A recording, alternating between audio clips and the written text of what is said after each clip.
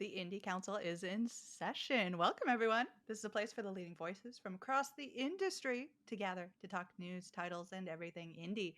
I'm your master of ceremony, Jill Grote, the Indie Informer, and I'm so proud of myself for remembering all of that because this is about. I did it a while ago. Did I? Is this my first of the year? I don't think so. Is this my First of the year? Yeah. Yeah, this is my first time. Doesn't have a meaning. This is my first time back as Master of Ceremonies. Maybe I should just get it tattooed to my forehead or something. That seems like a reasonable progression of those thoughts. Yeah. Yeah. New year, new you. You know what I'm saying? Yeah. Joining the council today, managing influencers on a senior level at Kepler Interactive and 1/4 of Soft Knot Week, Jenny Wyndham. Hello. Hello, Jenny. Excited to be here. We are, some things were said before recording started about the possible murderous nature of your egg rug. Yes, we're gonna the be haunted keeping an egg rug in the back. We're going to It's be the keeping an eye Hauntcast. on that, making sure it doesn't swallow you whole as we go through the episode. I mean, what a way to go, though. By egg. I mean, there's worse Perfect. It's ways. the only way you can go. Yeah. Really? Be the most It's the only right way. fitting. The account executive at Vicarious PR and 6-1 Indie creative director, Mike Towndrow, coming to us live Hello. from the beach room. The beach room, yeah. Live from the what beach could I- room. What could I show you? There's this little this little wood thing with seashells and stuff. There's that. There's a nesting doll. That's beachy, I guess. There's When I that. think beach. I think nesting doll. Yeah, all the nesting dolls that you find on the beach. There's a Cerberus that I paper mached in the 2nd grade. Oh, it's really That's good. really Second good. grade? Thank you. I appreciate it. I've always been an Congratulations. artiste, you know? That's Thank you. like, Dang. That's like better than wild. what I could do right now. Yeah. I mean, yeah. Missed your calling, 100%. Even though, Yeah, so does it only have one head, or are there like, what's up with the historical accuracy? you know, Jill's the just ripping into 8-year-old I know, Mike wow. over here. Like, do you even know what this Listen, is? you know these budgets in these private schools. There wasn't enough newspaper to go around. I see. Newspaper and glue, high Understandable. pricing. Yeah, so Hades 2 devs, hit me up if you need a character model. You know, papier-mâché, lost art. Love it. Lost love art. Yeah. it. And last but not least, cooking up new projects and going hard on pen to pixels, Janet Garcia. Hello. Thank you for noticing and claiming that my single article within the 1 month I looked and I was constitutes like, going hard. I appreciate that. I was looking at pen to pixels and I was looking at the past. I'm like, okay, they're like in the past. You've got some like long month droughts, and now you're like hitting it and going like every month, every other month, something like that. So you're like, you know, you gotta like compare yourself to your past and not to, like- Exactly. yeah. That's why like we start off with not a lot, and now it's like, whoa, that's an article. I was like, you thought, right? Exactly. And not No, only but that, you're like teasing new projects, you're teasing like podcast appearances. I'm like, people better not steal Janet from our podcast. I'd like to see them try and fail, as most of my enemies do. But no, appreciate it. Yeah. Hi. Hello. I'm excited to be here. Steal Mike's Cerberus head and put it in their bed. Yeah. Or we could. What's her name? Let's get this out of the way. Oh yeah. Put this So in their bed. for audio listeners, Mike has a really scary doll.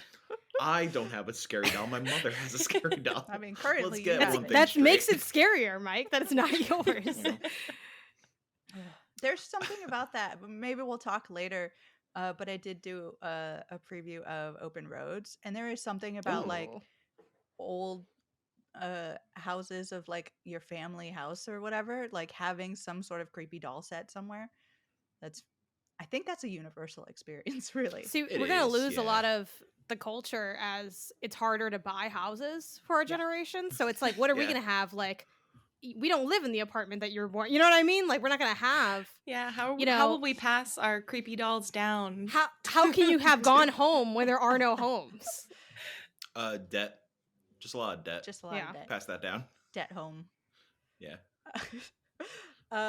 Okay. We have a lot of news because we skipped at least a week, maybe 2. I'm just coming back. I don't know what's going on. But I'm going to go very quickly through kind of some showcases y'all might want to check out and some awards that are going on in the near future.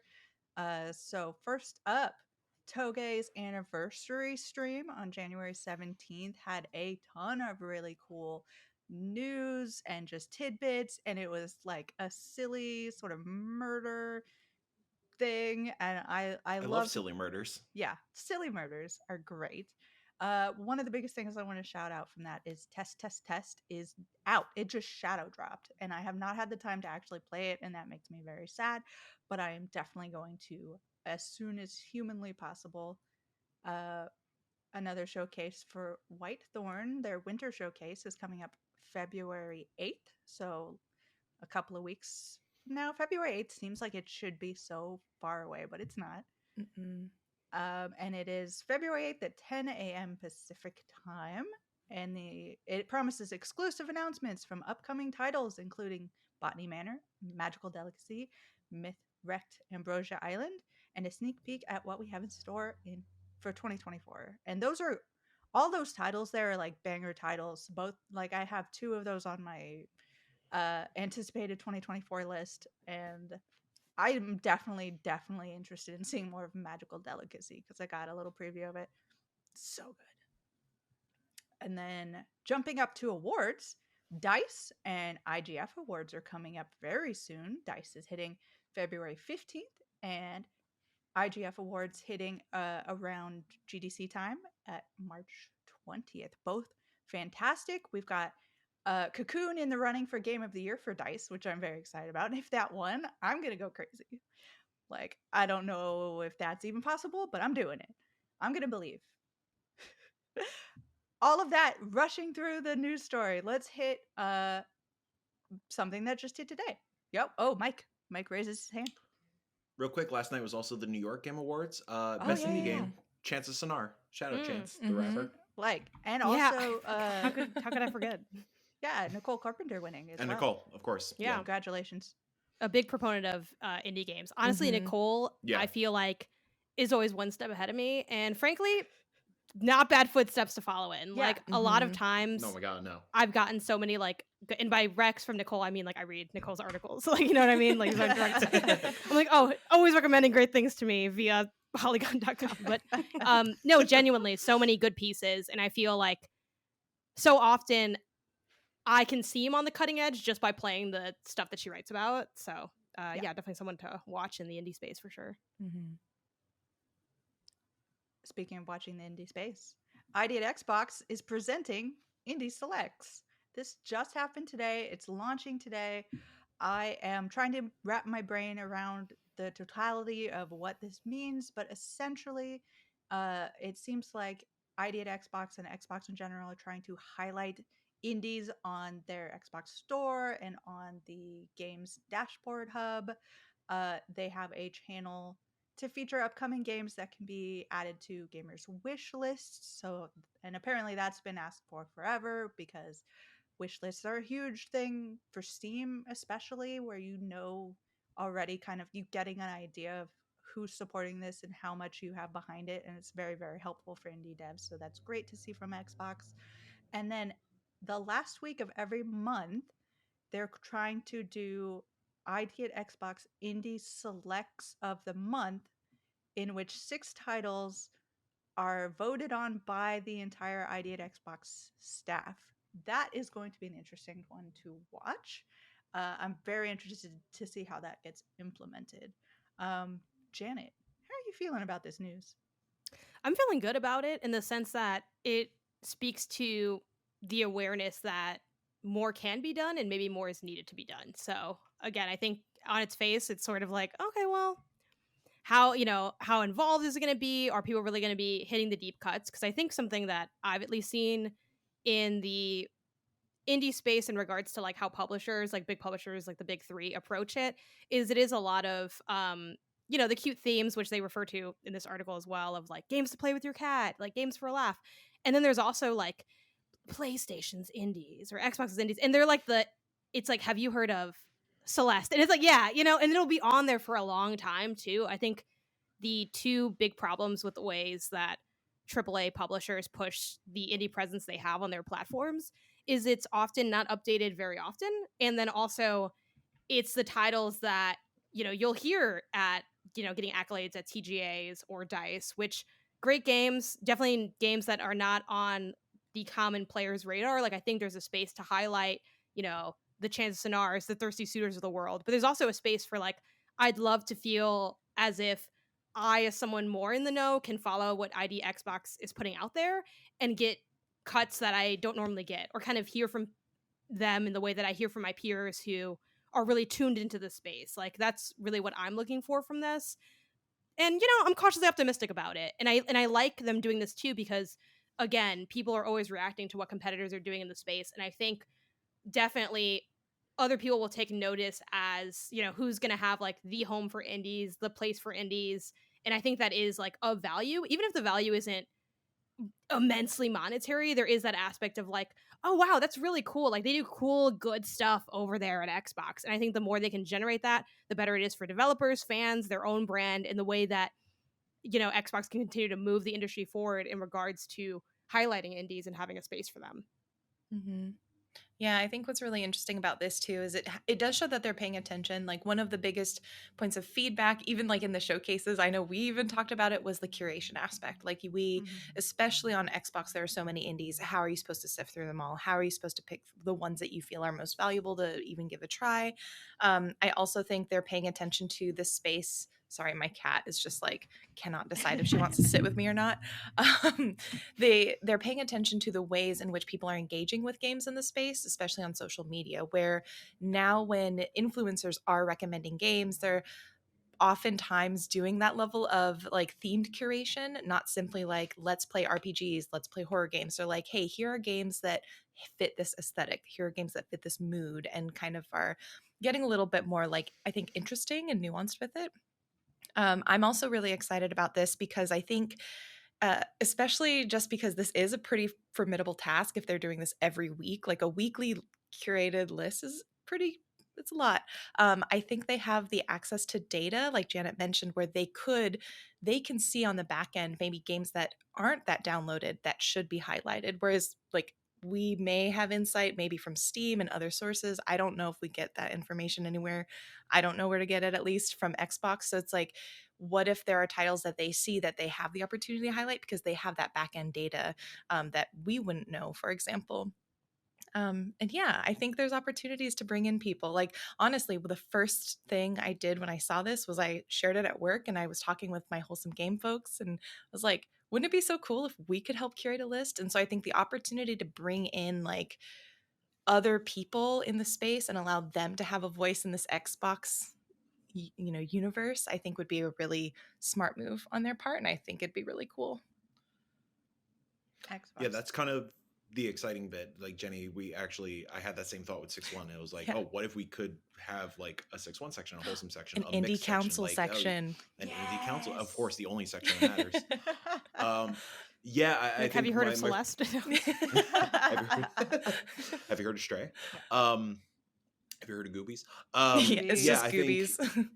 It's just all Goobies. Best games to goop too. Yeah, my first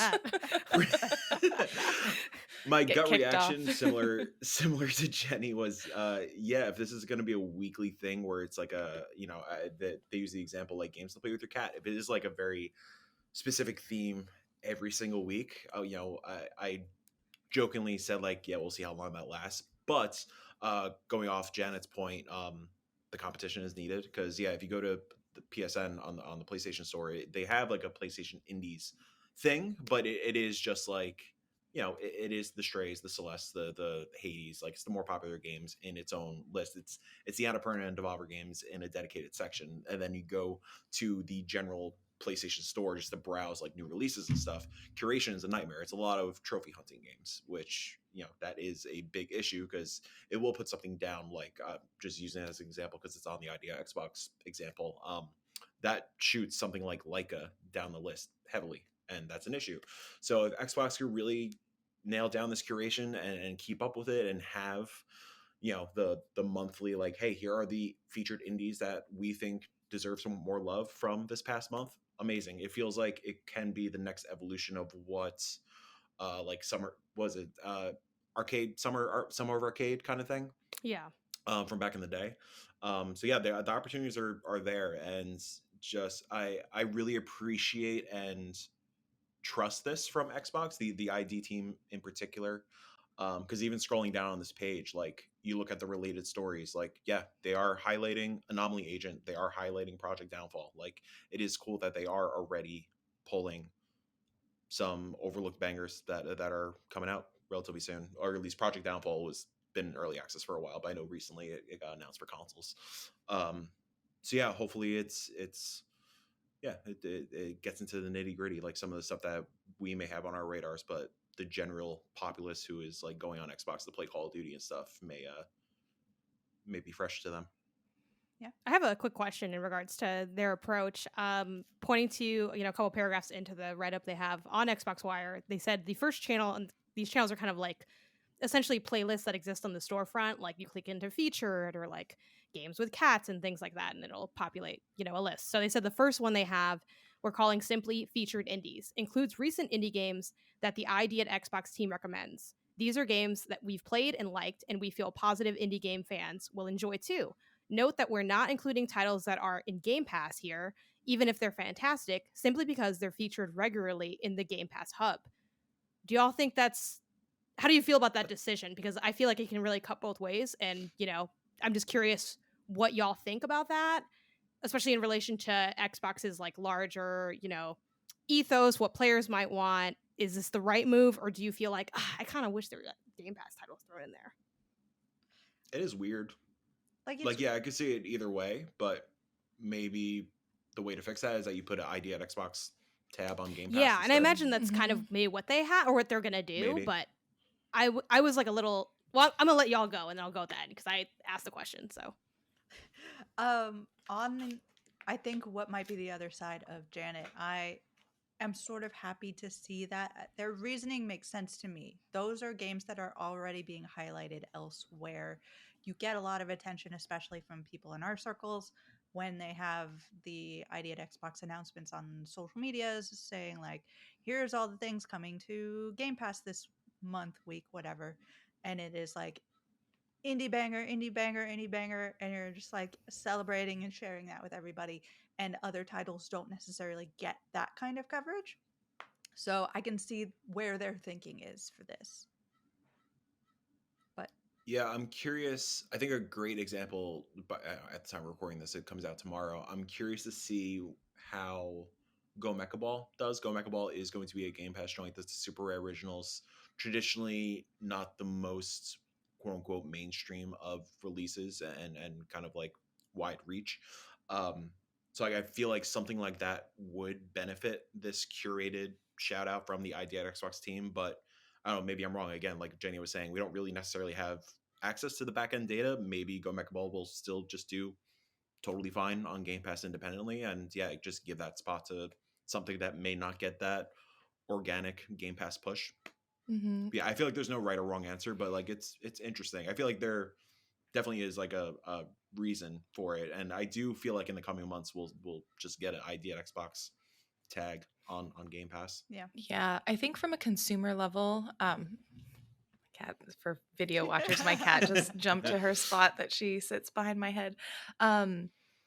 I think from a consumer level, my gut was like, oh, I wish they were kind of all just included, because I would love to just have a one-stop shop where I'm like, if we have featured indies, I don't care if it's on Game Pass or not, but as a Game Pass player, I can say that.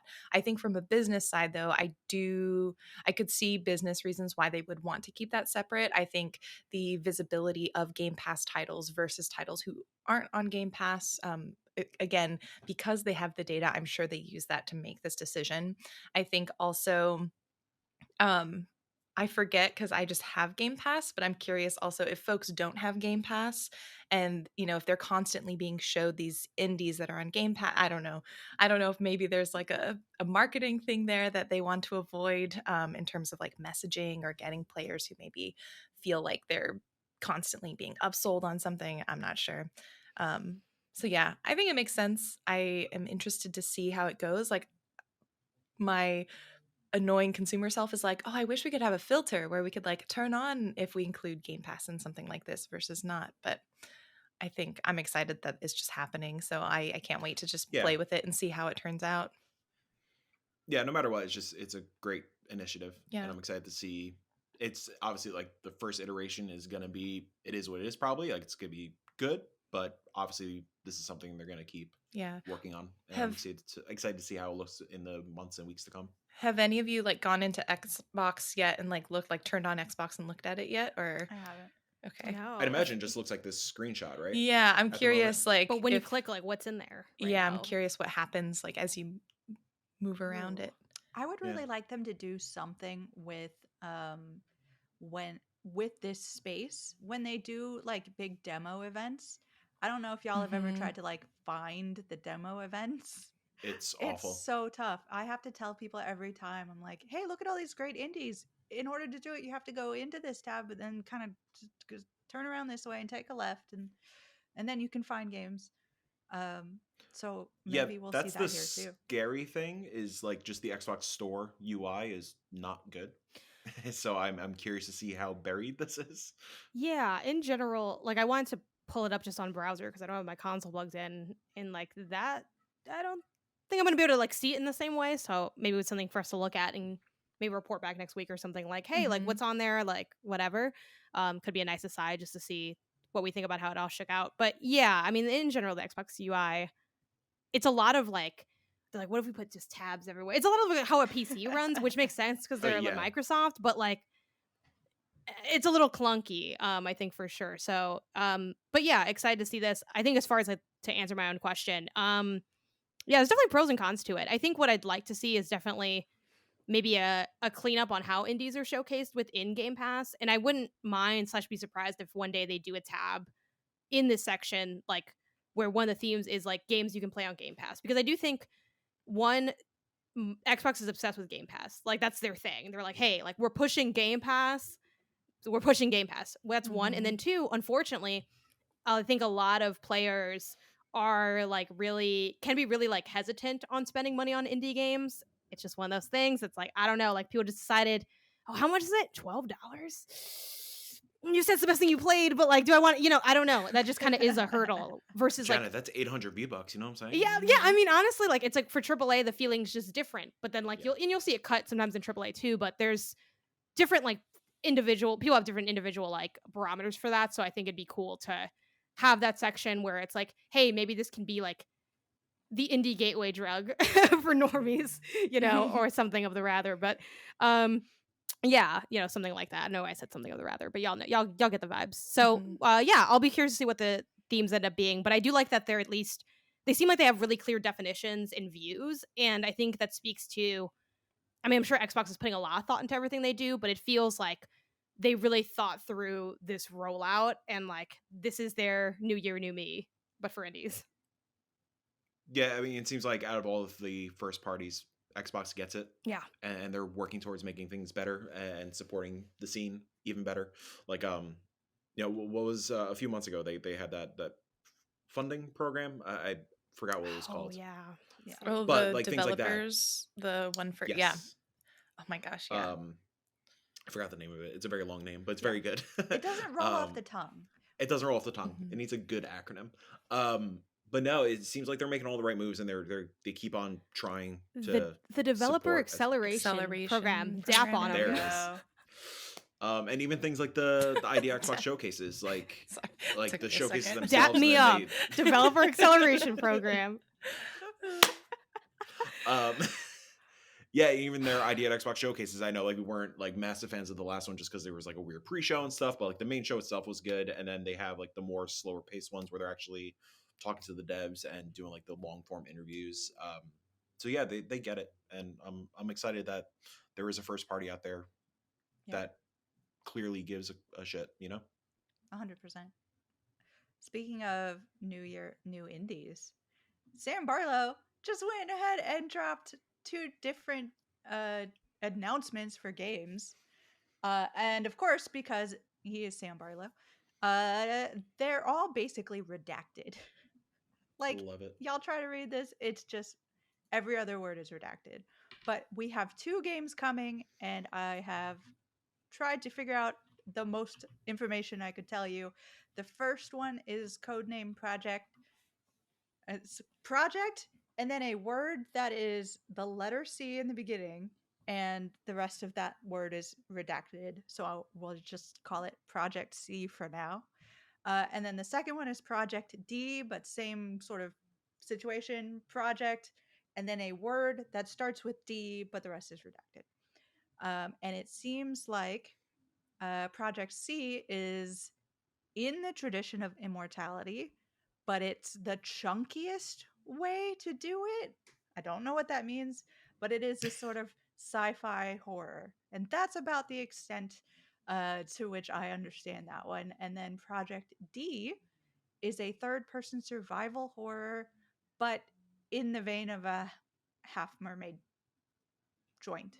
So it's not going to be a normal third-person survival game. What do y'all think about this? Very excited. Yeah. It's a fun little more tease. I'm more so excited for the Project D project. Sorry, I stumbled on that with how I presented that sentence.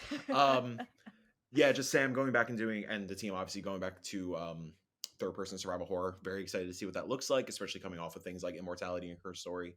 I'm just looking at the Steam pages now. I love how weird Sam is, and just like all these distorted, crunchy, glitchy things that have slight teases. Like, obviously the clear things are like in Project D, like home, America, 1983. Yeah, give me a weird, messed up 80s America survival horror game. Absolutely, I'm all in. Back when there were houses, Back when there were houses and dolls, and yeah, the next cinematic experience also seems, again, we don't know much, but like these screenshots look super sick. There's a bunch of numbers that I'm sure some dorks are trying to figure out what that Someone means. very smart is going to post, like, already probably on Twitter. They're going to be like, "Hey, this is what's happening." Even like using the term in the Steam description, kaleidoscope. I'm already anticipating trippy ass multiple screens and like very excited to see what the team does.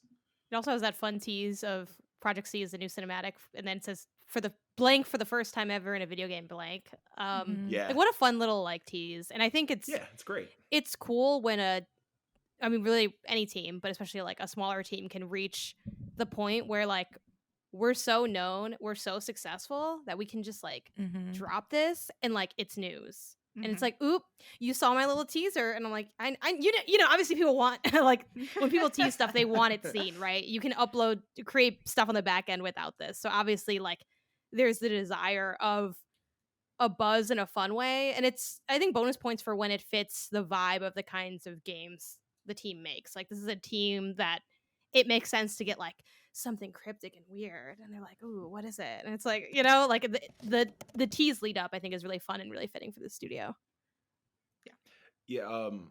Sam was actually on Trophy Room with my 6-way indie partner Kyle. And they got to talk with Sam last week, and Sam did mention that he's with Project D, he's aiming to like reinvent survival horror. So I'm very intrigued to see what that turns out to be.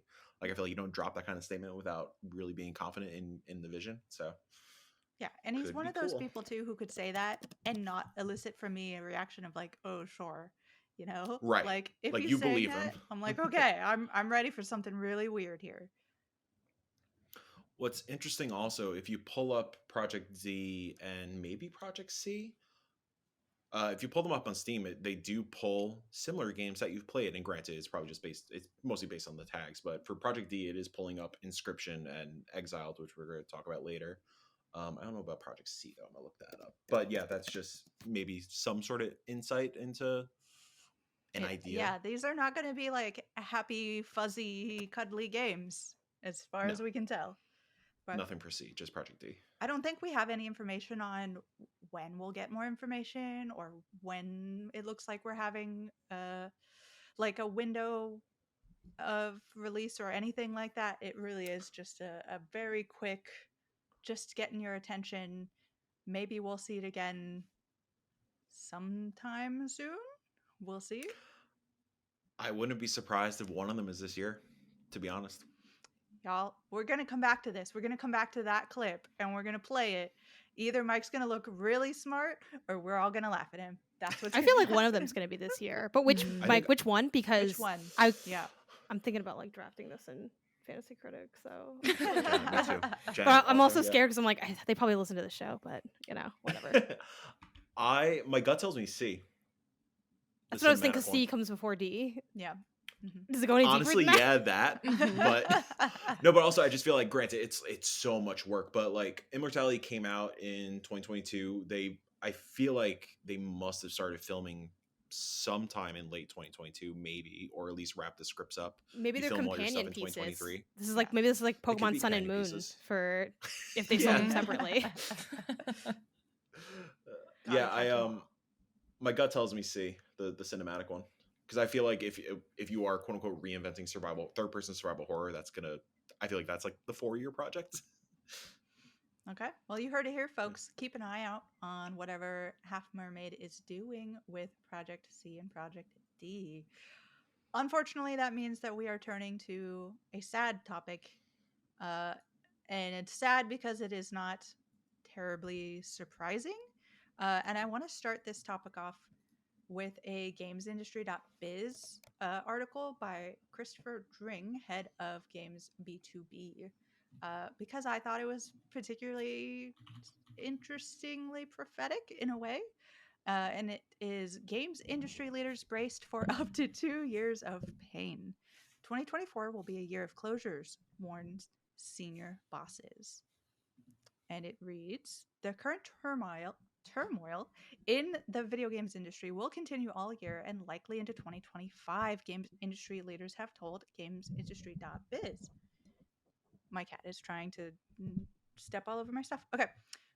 Speaking to us privately, publishing, development, and investment heads have said that continued high interest rates, oversaturation video game stores, and cautious investors will result in more restructures, layoffs, and closures. And I don't think they knew just how right they were going to be, because I think, when was this? This was January 22nd. So I think later that day, I remember this news came out in late afternoon. We got the news that changes at Riot and the road ahead was the topic that Riot Games put out themselves. And this is the blog post. And there's a lot here, but I'm going to specifically read for Riot Forge because they were attempting a different thing. So they say, we're ending new game development under Riot Forge after the upcoming release of Bandle Tale: A League of Legends story. Forge was an experiment to see what would happen when Rioters partnered with their favorite indie devs and let them loose on Runeterra with their unique viewpoint, styles, and expertise. Across 6 titles spanning different game genres, regions, and characters, it's been inspiring to see what these devs have created in partnership with the Forge team. Unfortunately, this piece of news, we're going to see almost all of them go. Is that what I understand? If anybody knows, I believe that they're basically disbanding this particular quote unquote experiment. So we're not going to see that partnership again in the future. And that's really sad because this is a very cool idea to have indie developers come in, take on known IPs, see what, their love of this place and their creativity kind of brings together and brings out and new experiences that you wouldn't get in other situations. And across all of Riot is under some sort of layoff situation. It's not just Forge. So I think they had a percentage here. It means they say they're eliminating about 530 roles globally, which represents around 11% of rioters. That's a huge number of people. We're not even out of January. How's everyone feeling? Awful. Yeah. I think especially with how like big Riot is and how I think from the outside looking in, I don't want to say untouchable because that sounds a little bit more dramatic, but I just, the vibe from like talking to other developers in the space, just like, or how people perceive Riot. It's like, oh yeah, like Riot, like it's all kind of like good and stable in a sense. And I think it's just a reminder that like no matter how like big and successful like you may be or may seem, there's going to be a lot of this happening. And part of that is also like a normalization of all these cuts happening, where it's like you can really just chalk it to like, well, like things are getting wild here, like where people can, I think if you wanted to do layoffs, this is your time to do it. And that's me saying that as like an observation, not as a like, oh, you should do that. But I think companies will be emboldened to, if there was ever a time, this is like, oh, no one's gonna, scrutinize us as closely as they might. So it's sort of like, it's also a time I think that people are going to be very easily tightening their budgets and being like, well, I mean, what are you going to do? Leave to where? So you're seeing a lot of darkness occur in that sense. And yeah, I think as far as the Forge stuff too, it sucks that how often some of the funkier or more interesting projects are often the first on the chopping block. And I think, we've all, or a lot of us probably at some point have done something at a job where they're like, all right, the pet project's done. And I feel like this kind of has that vibe. And that sucks because I feel like it's often this stuff that, this is probably something that the people who worked on it were really passionate about and thought was really cool. So for this to end too, I mean, I think it just is unfortunate for the industry at large and kind of sets like a really big hit to, I think, morale just for how everyone's feeling like across the game space. Yeah. Mm-hmm. I think there is an inverse of what you're saying as well, Janet, of like people who perhaps weren't thinking about resizing or laying people off or anything are now seeing this, and it's sort of a snowball effect of like, should I be? Is it a bad market? Are we too big? So you start looking at that and maybe you find reasons to do that. So that's also a kind of scary possibility with the trend, with, for lack of a better word, from this year and last year, and hopefully not continuing, but it seems unlikely that it won't. Mm-hmm. Yeah, I think it's like we knew the bubble had burst, by the end of last year, in terms of how there was this big rush, like there was like this game gold rush, especially, when lockdown happened and everyone was playing games and everyone was super excited. I just, from being on the investment side of things, it's like we were looking at projects, everyone was so excited to try new things. I think having waves of new types of people playing games also made certain projects that were more risky projects that people were willing to take risks on at that time because of the ways that it seemed like the industry was expanding. And now it's just so incredible how many factors play into what's affecting the industry now, because people are now back in the office. They're going back and not playing games anymore. We're seeing people like in the economy tighten their belts for a variety of reasons. And as a result, that bubble of like optimism around the games industry has popped a little bit. And so it is disheartening to see that it's still going to the extent it is. I think I was hoping at least it would have slowed down a little bit, but I think somewhere on Twitter I saw we're at about 1/3 of the 2023 layoffs already in January. Yeah. So it's probably not going to slow down. And I think that's the most disheartening element, is trying to figure out like, okay, when can we, at least as employees in this industry, feel at least secure enough to like settle into our jobs? Because I know I was even talking to my boss where I'm like, I know, like in theory we're all good, we're fine here, but even though you say I'm fine, seeing all of this is just such a kick to the morale. Like I can't not think about like the what ifs at this point. And I imagine most people in the industry have some element of that in the back of their minds. Yeah. And we've sort of talked about, unfortunately, we have had time to talk about this topic in the past, and just how those people losing jobs are not having jobs created for them again. So a lot of these people are leaving Mm-hmm. the industry, and we're losing a lot of talent. We're losing Yep. a lot of gained knowledge, and it is scary to think that we are so high in the numbers right now of people being losing their jobs in just January. I I don't know how things go from here. I hope that we don't have to deal with people. Mike, I see you over there laughing at my cat jumping down. Trying Don't not laugh. to. Also, this This is a cat is sad the topic. most athletic cat I've seen in ages. It's Like, wild, this man. cat jumped 4 bookshelves high I don't know what's and is in already him. He's back. normally very, very lazy, but he's jumped around. You know what it is? He's upset, energized. He needs to do something with this upset energy because he He's looking to doesn't punch a really- CEO, you know? Yeah, he's out there. Give looking. me that game. Yeah. Games to play with your Straight cat. Punch a CEO CEO. puncher. Yeah.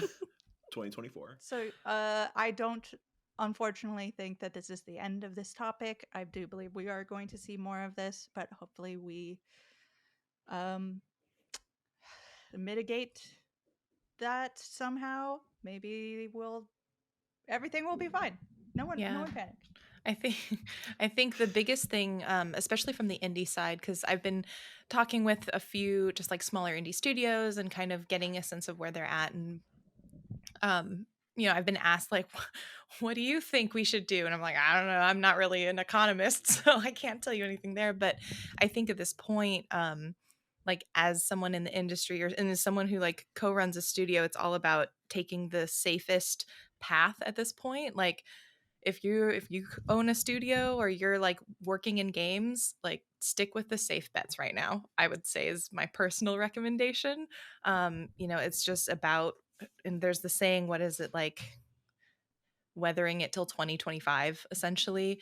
Supposedly that's when the money's maybe going to start to flow. Some people are saying 2026, but it's like at this point it's a sort of weathering the storm until we can get through this year, really. Yeah, and I think playing it safe, we've seen that at its peak these past couple of weeks, and kind of loosely segueing. I don't mean to segue so quickly out of this, but that's apparently the core to Palworld. It's like they just took the features that gamers really wanted and they put it all into one game. And look at that, what, 5 mil sold at this point, something like that. 3 mil? 7. The last I thing think I at heard this is point. 7. Yeah. Yep. Gotcha. Yep. Okay. Cool. So 10 mil by the weekend. Yeah, and just going back to the Rye 4 stuff in particular, it's a bummer because I think that's some of the most interesting, coming from not a League of Legends player. I think that's some of the most interesting stuff that's come from the IP. I think that IP is ripe for experimentation and new stories and different genre. Everybody kind of talks about, oh my god, the Crypt of the Necrodancer Zelda game. Cadence of Hyrule. Thank you.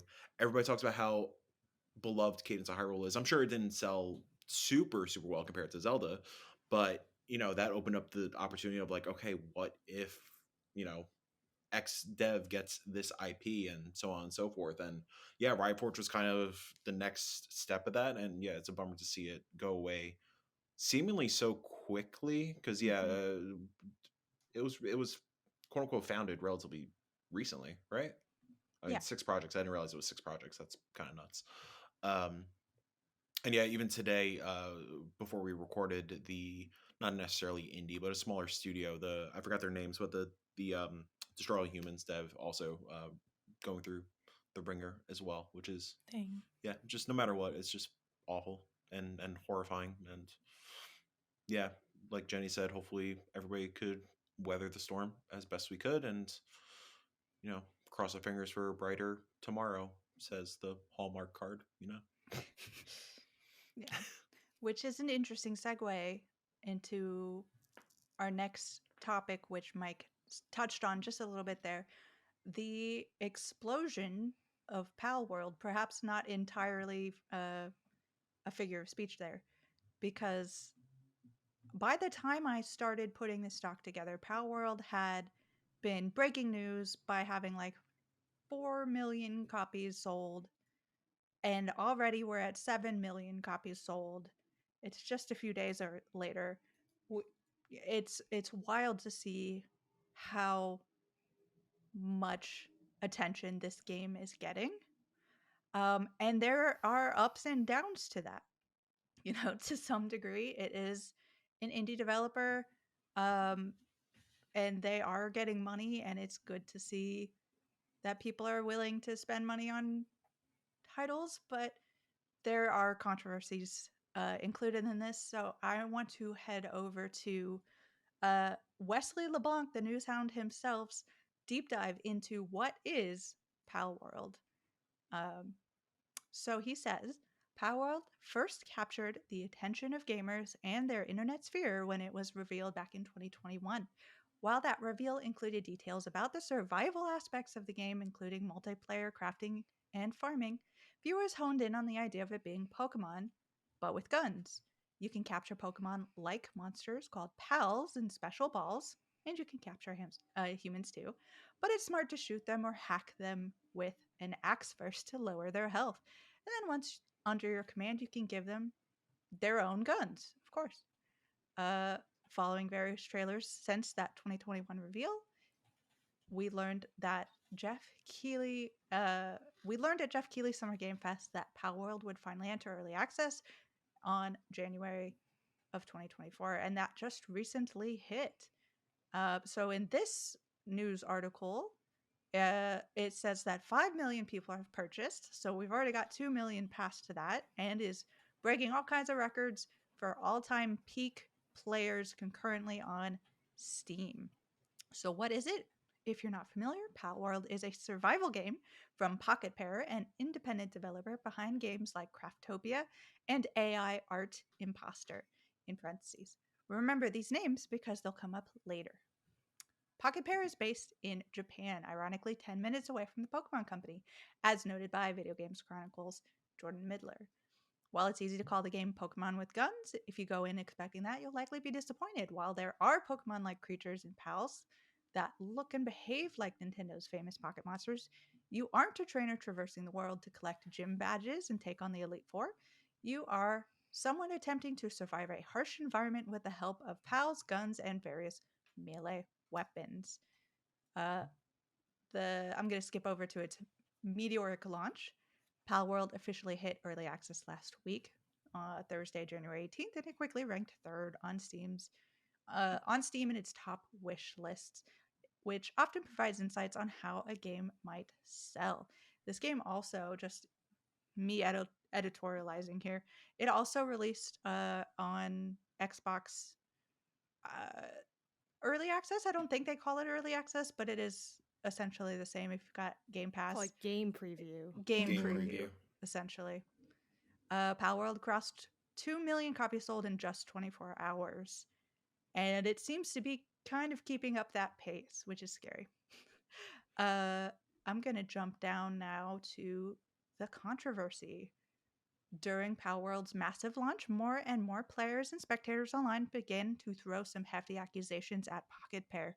While the Pokemon comparison is clear, some have called into question how pals were created, claiming the use of AI and how similar some are to Game Freak's own Pokemon designs. Celia Faye on Twitter created a thread with dozens of pals and Pokemon they most resemble to give people an opportunity to see the similarities. And I'm going to add a link to this whole thing so everyone can check that out, because it's a very interesting read, and having some of these pictures side by side is very interesting to look at. This led internet sleuths back to Pocket Pair's 2020 survival game Craftopia. Around its release, Pocket Pair was criticized for how similar it is to Breath of the Wild. How similar its latest game was to Breath of the Wild. With Palworld blowing up this weekend, people have looked back at Craftopia once more to point out its similarities, and it's something. Nice way to put it, Wes. And then jumping The down. cats are going wild for this episode. I know. Is it because I'm away from my cat? Like, is that what It's the possible. thing is? It's going wild. Harley can't cause chaos, so everybody else is. Everyone has opinions on Palworld, you know? Yeah. From the jump, AI Art Imposters says it uses AI to generate images for the game. Something sleuths found interesting in the wider debate of whether Pocket Pair utilized AI in Palworld. Then people discovered that Pocket Pair's CEO seems to be a supporter of generative AI, a hotly debated and controversial topic, both in game development and throughout the tech world right now. And I think, let me scroll down to see if we have anything else. That basically wraps up or touches upon most of the controversial aspects of this game. It is absolutely exploding in popularity. People can't seem to get enough of it. It is unquestionably highly derivative. It would be hard to argue that there is originality in mechanics or design process, but it is, like I believe Mike was saying earlier, the aspect of games that so many people like thrown together. And a lot of the controversy kind of comes down to whether or not that is your own creative thing, just taking a bunch of ideas and putting them all together, especially when you are towing the line so closely to known IPs. There is a really fun, really good reaction video from MinMax's Haley McLean, who is a video game IP lawyer. Yay, She's Haley. so good. I know her. And it's always interesting to watch, like, you're watching a lawyer, because like the reaction is almost like, it depends. Yeah. And this could be it, and this could be it. And I'm gonna put that link in wherever below, because It's a that's great video. it's a great video, and it's well worth watching. I think one of the more interesting things that I took out of this, and I've taken out of this entire situation, is, and this is now kind of switching over to topic of the show, which is controversy in the indie scene. Um, so one of the more interesting things for me is, like, Nintendo, known for being litigious, it's not afraid to go after people, and I believe it already has gone after a modder for Palworld. So if they have not, I mean, if they're going after that modder that quickly, they're watching Palworld really intensely. And if they've not moved, it's either because they don't have a reason to move, or they are still gathering what they need to move. So at this point, there is no tangible evidence to support that there is foul play going on here, but it is something that a lot of people are questioning, and questioning whether or not they can play this and feel good about it, or whether or not, even just on the scale of, like, if you like Pokemon and you're going into a game where your job is to, like, hack them with an axe, like, there is some humor to that, but there is also some terrifyingness to it too. Who wants to jump into this lovely swamp to talk about the discourse? There's so much. It's like the layers of, like, and avenues that we could discuss could be an entire podcast series itself. I feel like this Palworld podcast. I guess The from Palcast. I feel like, I guess on my personal stance, I personally have no interest in playing for it. I remember seeing the very first trailer and thinking, like, for me, this just isn't my vibe.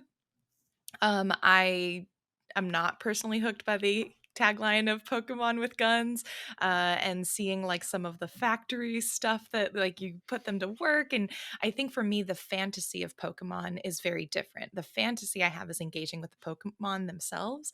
And so when you take it and look at Palworld, I'm actually quite confused. Like, what is their fantasy? What is it trying to say? And so that is one of my core, like, I don't even really understand what they're trying to get at. And so that's one part of this, like, swamp, I guess. Sorry, Jenny, do you not understand the fantasy of catching humans and putting them to work? I don't. I'm not gonna lie.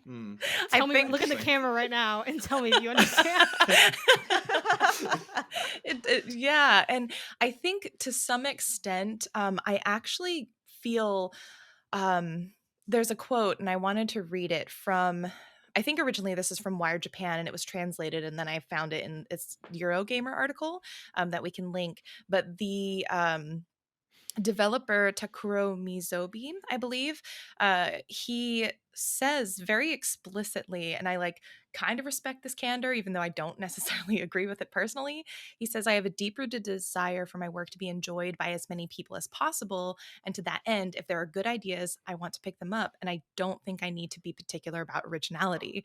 I want to make it less serious, or rather more easygoing. And I think it's good to create something in that way, like jumping on what's trendy.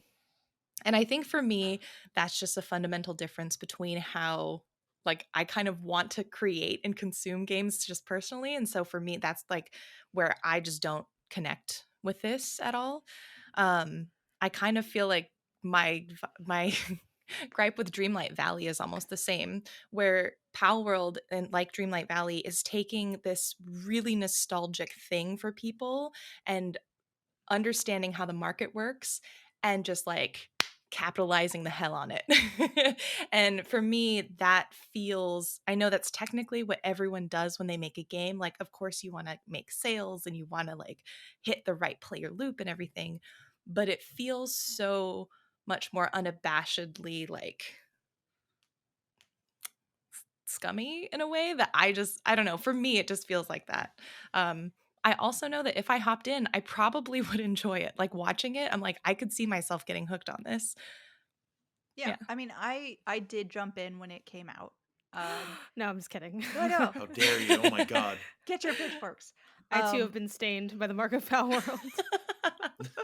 And playing it, I think one of the big things that jumped out to me is that they are taking this opportunity to gather the people who want so badly an open world Pokemon, because that is what this game does very well. It is exploration. You can go out and find new places, and as you're exploring these, like, oh my gosh, there was a cave here, and going through the cave, I'm finding all of these new pals that I didn't know before, and I can capture them. And when you capture new things, you get like, it's very good at like pushing you and giving you like, oh, XP is up, so I'm gonna get more technology so I can finally get that mating tent or whatever, so that I can like breed together my own weird creatures. You can stop now. Um, You're like, and then I get the mating tent, right?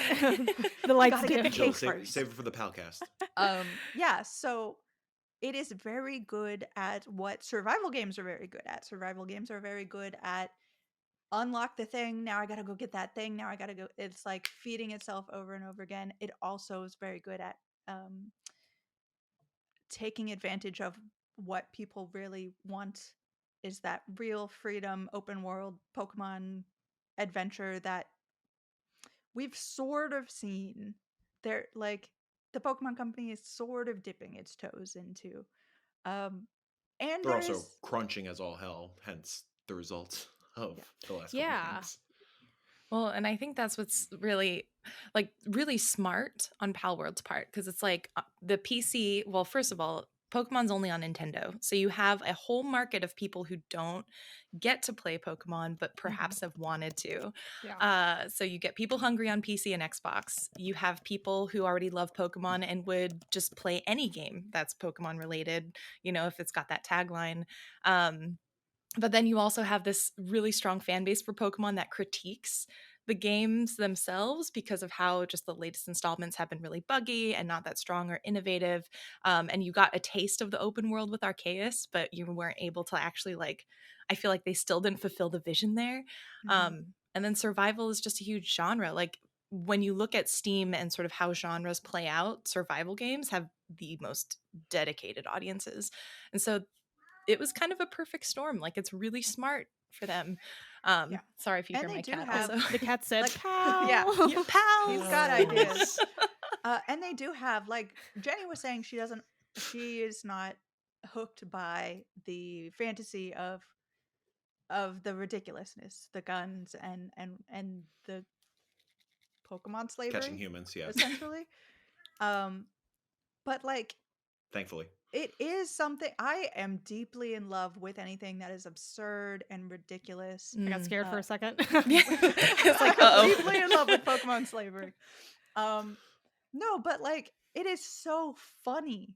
Like I can't help how hilarious it is to walk up to this very cute fluffy lamb ball thing. I think it's called a lamb ball. It's just a cotton Right. ball with like eyeballs essentially, It's and just hitting woo-woo. it to death. Like it is so funny. And they I mean, don't yeah, there's die. nothing more There's no doofy blood. than looking at a turtle with an AK-47. I Yeah, get it's that. I so love that. doofy. But That's what Yeah. Yeah, I TMNT mean, has been it's missing. squirrel with a gun, right? And I I think think yeah, that exactly. where we get for me into I like skipping ahead to how I handle this as a journalist, like why I personally am not covering this game on my uh on my spaces on my website is that it gets icky when you start to think about, are they taking someone else's creative like designs and just ripping those off to put into their game to get nostalgia? Like, are there things that are happening here that aren't great? Because it is really hard to argue that there's not a similarity there that meets a certain threshold. And again, I can't, nothing tangible. There's no, Pokemon's Yeah, not there's going no after proof. them. Yeah, Yeah, but I mean, I think that's the difference though between like you can still feel a certain way, even if legally like people do things that are illegal all the time that I hate, like layoffs, like CEOs getting paid a lot of money. It's like, just it doesn't have to be illegal for you to be like, I think this is bad, you know? Yeah. So I think there's so many layers. I think Jenny nailed Mhm. it with like this could be a series because there's like that topic of like legality versus morality where for me, like I do think the amount of designs and the degree to which the designs are so one-to-one in many instances, or at least one-to-one feeling, is like displeasing for me. Like I can't help but feel like, oh well, you just took Wooloo and then like threw him around and then so like that's a little weird. Which I know then again, it's like it really is the perfect storm of just like everything happening at once because you got like the Pokemon fans slash Pokemon haters because they're really like two sides of the same coin. Mhm. Like it isn't, you just need a little push over the edge, and then there's the people who like turn in on their own, which Pokemon is just turning it on your own community where they're like, why are you defending a $1 billion company? Like, da da da. Where it's like, okay, like, Palworld isn't noble because it like ripped off Pokemon style. Then you have the people who are like, oh, well, Pokemon's really just Dragon Quest. Okay, whatever, Then you have the people who will say, well, this is, the Pokemon game I've always wanted. This is gonna force Game Freak into making better games. It's not. Like, it's not. Like, it's not, And that's like, so there's all those layers. But I think, too, I guess, into like the game vibe of it, there's so many interesting things happening. One thing that I find kind of funny about this being like, a, a small team, like a self-published team, we always talk about, and by we, I mean the general we, like, oh, AAA is so stagnant. It's like, let's bring some of that stagnation into the indie community. yeah. I think, too, like, as far as everything's building on ideas, like there's that saying no idea is original, and that's definitely true to a degree. Like everything's like an iteration. Goobies is Vampire Survivors, and I think we all love and respect Goobies, and think that Goobies is valid. And I'm My not saying captain. anyone is suggesting that Palworld is necessarily invalid, but I think the reason that it is such like a monster to me in terms of being like a smattering of things is it does, playing it, like I spent about like maybe like an hour or two with it over on like MinMax streaming it just feels too smattered together for me to like be that excited by it. That's not to say I'll never play more again, because if my partner wants to try it, I'll probably be down to spend some extra time and do that. But like I wake up and it feels like Arceus, and I look around and it feels like Breath of the Wild, and you jump and it feels like Fortnite. And I think there's a lot of derivativeness in gaming, and sometimes that can be used for benefit, right? Like Mhm. again, kind of, well, not even leaving the indie space, but like Hollow Knight takes so much of like other games that came before it, and there's so many like similar styles of games. I mean, even in this episode, right, talking about the curation of ID at Xbox is based on the idea that games can have things in common, and I think that can be good. It's just it feels too like, I don't know what they, kind of like to Jenny's point, I think you nailed it, where you're like, I don't really know what I'm supposed to take away from it. And I think the big takeaway is just like, oh, this is kind of funny, and I really am into survival games. Like Palworld feels like a game where it is loop an amount of content first over like the quality of what you're really doing. Because there's a world where like I love the, you know, the base building and the idea of having pals that can like work for you and like in a non creepy way, but you know, like help you build structures, right? Like I think that part is fun and cute and interesting, but then it's like, okay, and then eventually you can give that same sheep a gun. And here's the thing that's funny about that. Like I love putting a gun into a game. Like, but this game is so gun first in feeling. Like Squirrel with a gun is fun and funny to me because it's Squirrel first content. The gun is like a fun afterthought. Can we and make like that a t-shirt? yeah, Squirrel like right, first content. yeah, and like same with Another Crab's Treasure. It's like that mode like gets the gun from Squirrel with the gun, and it's funny because it's like, oh, cool, like, and then what if you had a gun, right? But this is kind of, it's so in love with guns that I'm like, like I don't know, like it just kind of starts to cave in on itself. Playing this game to me, I described it as when you drink too much soda. Like you might like soda, but if you drink a lot of it, you will feel sick.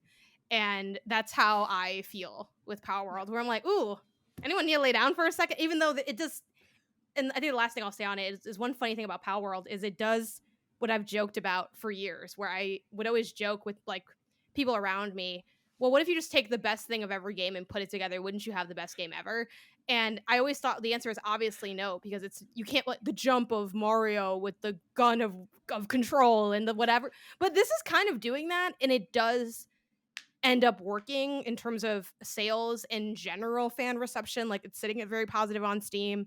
So it's like, hey, I don't know, get your bag, I guess. But it is a little, it's a little like chunky in some parts and then a little like shady in others, where I'm like, I think I might be okay. Because there's, you know, a lot of games that don't end up being for me. And I think this might just be a little more in that boat than maybe it would have been if it was like a little different with design. But also if it had different designs, it would not be this popular. That's just true. It kind of just hit this perfect storm of catching a wave that the community created, and they're like, let's meme this up, and they're like, wait, is the meme good? And then it just kind of like all swirled from there. Yeah, I'm really curious to see like how long this will last, because I think it's absolutely, like Jill said, it's exploded onto the scene. Like we all kind of knew it was around, I feel like, but we did not expect it to take on like this much just momentum. I'm really curious to see, like, as that novelty wears off, are people still going to be as enamored with it? Will people be sticking with the game and playing it to the extent that they play like Ark, for example, or are they going to bounce off and have it be kind of like any number of those sort of almost meme games that come through and are flashes in the pan? Yeah, I mean, that's sort of my takeaway from playing over the weekend. I was very captivated by, you know, the loop of like, gotta do this, gotta do that. But also as I'm doing this, I realized like I'm running around in the world, but there's not a ton to keep my interest in the world itself. There's not like there's a lot of just kind of problems with the AI of all the characters knowing what to do and getting stuck in whatever, and that's a thing. It's early access, and I'm not gonna poke on that. But like, there's not an actual lot of substance. It is like soda is sort of a really good metaphor for that, because it's like really good taste while you're in it, but then like there's not a lot to take you back, and once I stepped out of it, I was like, yeah, I don't really have a lot of reason to go back. Like once I'm out of that loop of like, you know, maybe I'll like I've got other games to play. Like indie games are dropping, which we'll talk about. But I do want to transfer over to just indie controversies in general. Mike, go ahead. Just a little bit on Palworld. These pals. Yeah, like just kind of piggybacking off what Jana was saying, like there's this saying I always go back to for whatever reason that you know, good artists create, great artists borrow. And like it wouldn't be an issue. So let's say with the monster catching genre or whatever, like there are games that obviously have done it aside from Pokemon. Yeah. Koromon, Cassette Beast, both fantastic games that took the monster catching concept and did their own thing with it. And if Palworld was just that, I wouldn't feel so icky about it. But it is, when you see the side-by-side comparison of like, oh, that's Lucario, oh, that's Blaziken, oh, that's like, it's just like, it feels like a palette swap kind of situation. That's where I think it gets muddy. And like, yeah, personally, I'm also not a survival crafting player, so like I had no interest anyways.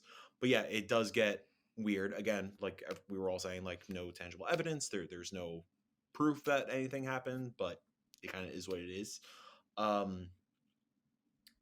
yeah, I'm curious to see like how long this tale lasts. Like, is it going to be a few weeks, everybody gets their fill, and then Final Fantasy VII Rebirth comes out, and then that's it, it's done? Or does it sustain? Like Jill, you mentioned like it feels kind of empty right now. Like I'm curious, like what does the roadmap look like? Is there a roadmap? But at the end of the day, the cynical part of me, it's like I don't think it matters at this point, because looking at the numbers currently at this very moment, 848,000 players are playing right now. The 24-hour peak was 2 million players. Sales are looking like 7.2 million. And just on Steam in general right now, it is, so the concurrent player charts right now, it's Palworld at number 1 and Counter-Strike at number 2. Palworld at that 848K, and then drops half to Counter-Strike 2. So it's like, Whew. Yeah. So like, even if the tail doesn't last, they got their check, Yeah. and we'll see if Nintendo is building up some sort of case. I think the most tangible thing is like the side-by-side comparison with some of those pals, but yeah, I think at this point, like they did the job. I don't see them really giving a hoot about the talk of controversy and people trying to spew AI out there and stuff like that. Like, yeah. I was talking to someone today and they're like, man, because I was like, I don't know, that like the controversy, and they're like, if I could get 7 million sales and have some controversy, and I was yeah, like, right. It's like, well, I don't know. I mean, there are people out there who will look at that and say, 7 million copies sold, let's copy this type. Like, we're opening the door to that's what I'm so nervous about, honestly. And that goes back to what Jenny was saying earlier. Like, I think people are going to see this and start taking the quote unquote safe route and like really catering to the player. And like, there's nothing wrong with catering to the player, of course, but you do get to the point of like, okay, developers are not really making what they're passionate about, they're just making a cash in. And something like, we all play those games that like you could feel that it's a cash in, and sure, you feel a little guilty saying that, but sometimes it is clear. And that's why we love indies, right? Because that's why we love indies. I mean, granted, like how many survivors like out there I mean, yes, but like I don't think indies are like free from doing that too. Yeah. Again, like no, that's what I'm saying. Like the survivors likes, yeah, like how many survivors likes are out there right now, and not like, again, like none of them really caught wind the way Vampire Survivors did, or even like the Among Us team, like they dipped Mhm. back into Among Us really because they're like, this thing's popping off, and Mhm. it doesn't mean they didn't have passion for what they made, but like a lot of creators obviously get pushed towards like there's a give and take of it. Like the second that you make your art something that you sell, let alone the second that you live off your art, some of that purity goes out the window, baby. Like we're here. Of course. At the end of the day, it's a business. It's a livelihood. 100%. Like everyone does their art, but then at a certain point, you're tossing it to HelloFresh, and that's no shade. That's just how it is. HelloFresh, if you're listening, get your money. Emails in Speaking bio. of which. Emails in bio. But yeah, it's a space where it is celebrated to have creativity and to not cater to the common denominator in a way that it's very hard for AAA space to do, because it needs to be making back the copious amounts of money it is spending. And if this trend sort of catches on of indie developers being like, hey, why don't we just kit batch together all these things that other people like? It's also this... Sorry, Jill. No, go ahead. Continue. I was gonna say, it's also the scary thing of setting up expectations towards players. Like, does anybody have the price of Palworld off the top of their mind? Because like we kind of were touching on it a little bit about like players being like, it's around like it's like between $20 and $30, I think. It is $27. What a weird dollar amount that comes into. So like, it's on sale. It's $29.99. Sure. Okay. 10% off right now. Let's say hypothetically, I don't know. Let's say Hades 2 is a 100-hour RPG, for example, an established IP, 100-hour RPG, but they do put the price tag for $29.99. Or not even that. Let's just say Hades 2 launches at $29.99. Are people going to be like, I don't know, a little indie game, $29.99? I said that awfully. Hold on. $29.99. I don't know about that, because Palworld, I could fuck around for thousands of hours and so on and so forth. And it's this beautiful graphics, and you could explore anywhere and yada yada yada. Yeah. I think the expectations get a little dangerous, even on the PR side of things. Like there have been moments where a client of mine would want to launch at like a $19.99, but I highly recommend doing a $14.99 instead, because it's more of a psychological perception kind of thing, because there is that lens of players don't really want to cash out for indie games, and it sucks. Like I had a client recently that launched above 20, and like it didn't do as great as we all expected it to do, because it broke that 2 barrier. Mm-hmm. So yeah, it's just it's a weird I'm curious to see like just expectations as well, and just how it does affect things outside of the AAA space. I think though, to and again, we could probably go on this forever, so I don't want to spend too much more time on it, because we were the the podcast. the podcast. Save the podcast. I think I kind of, in a sense, like hearing y'all talk about it and thinking about it more, I have like not the opposite viewpoint, but I don't think it's too much to be worried about, because I feel like I've seen a lot of indie games be like bootleg versions of other games. Oh, of course. I'm like, okay, this is definitely like, this is Inside, but like we have Inside at home. And usually those games aren't that good. Now, again, my feelings of how good, Palworld is aside, it is really well received. It has gotten that attention. It has gotten that boom. And as much as like, you can think it's hot fire, you can think it's trash, there's still skill involved in that, in making something this big and making it run in all this. It's kind of like how people will, sort of maybe look down on like certain pop music or whatever. Oh, this is clearly like a cash grab. And maybe it is, but it's like, hey, not everyone could do that though. It takes a lot to be able to pull off those kind of things. And the nice part about that is, if you do look at Palworld and you're like, I don't want to live in a Palworld, is that where it's going to head? I don't think people could head that way even if they wanted to, because I think people have tried and they have failed. And I think this is more of a, oh wow, this succeeded. Like I definitely think there's a universe where we see other kinds of this success, but I think that number will always be relatively low, because you still have to like go out and do it, and going out and doing anything is still a lot of effort. And like, are you going to get a team on board to want to do that? It'd be like, and you think of this for like regular life, right? If I said, a lot of people make a lot of money on TikTok, I'm just going to drop everything and become a TikToker. Oh, good luck. Like, I think I'd be able to do it, but I do not know. And do I want to get rid of everything else I have going on to do that?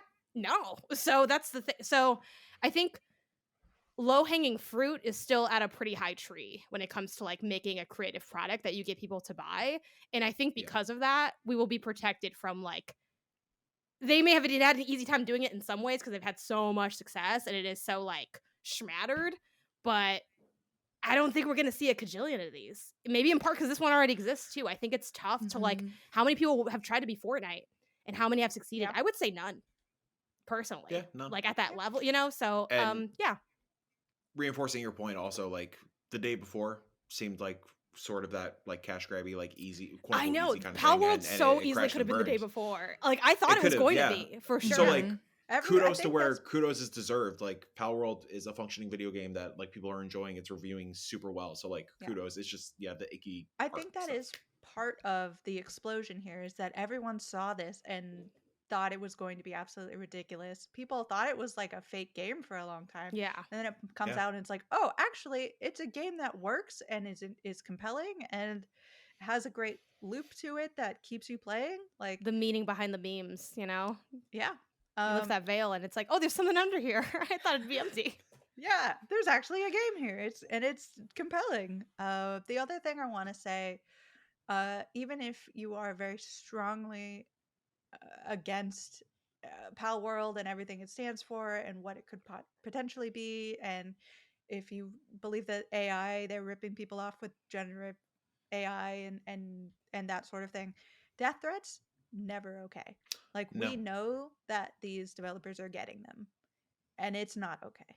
Like they are doing a game that presumably they care about, that they are putting their skill into, and they have made a playable game that 7 million people at this point are jumping into. Um, so no matter how you feel one way or the other, don't go there. Don't be that. I think I have a little thing about how we approach controversy as people and as part of our jobs. Um, as a player, I think the best thing you can do is to not play it, not add fuel to that fire. But yeah, I mean, yeah, everybody because feeling well, palled out. no, I was gonna just say, as far as like, I don't know, it's like I know that I don't want to live in Palworld, and that's okay, And I think, outside of any like potential legal stuff that comes up, I think that is something that players and people in general should maybe take to heart a little bit more. Is like, it's okay to not like something. It's okay to just not engage. Like, it's fine. You can Yeah. find other ways to spend your time. I think I'm really curious just to see how legally this may impact like down the road the market. Like, I don't think anything will happen now, but in terms of like I could see Nintendo maybe doing some sort of exploratory regulation like push where it's like, how will we want people to use our products with generative AI? Like, I think this is maybe setting the stage for future legal setup, like regulations and like Uh-huh. protections for companies based on their IPs, because whether or not these allegations are true, this is now just illuminating the fact that we are in an industry that has to deal with AI moving forward. Like, it's kind of the Pandora's box.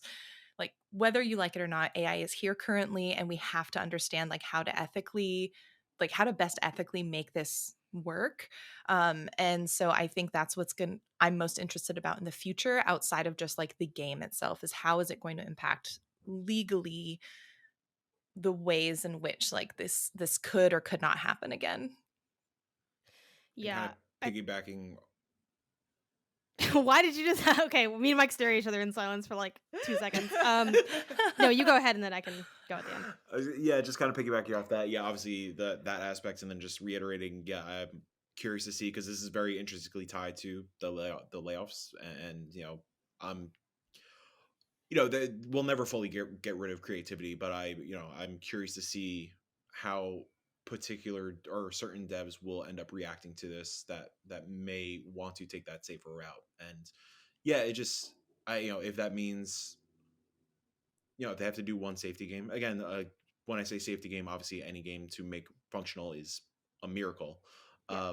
But hopefully we just don't totally lose our creativity like in the years to come. But there's always that fear. We never will, but there's always just that weird fear in the back of my mind, especially talking about AI and stuff as well.